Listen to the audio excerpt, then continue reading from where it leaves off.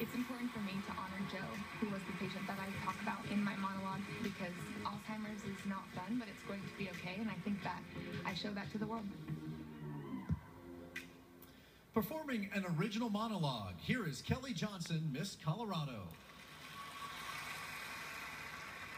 Every nurse has a patient that reminds them why they became a nurse in the first place. Mine was Joe. Joe was in the beginning stages of Alzheimer's. He had moments with and moments without his memory. But the hardest part about the aging condition for Joe were his night terrors. He would wake up in the middle of the night screaming absolute bloody murder.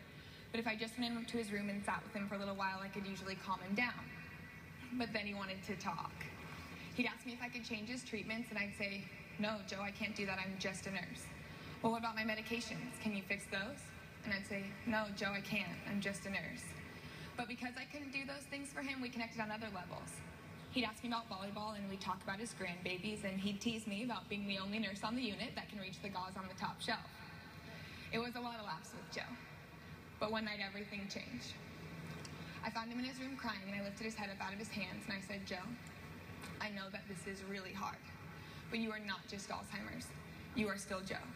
And he looked right back at me, almost to look through me, and said, "Nurse Kelly, then the same goes for you. Although you say it all the time, you are not just a nurse.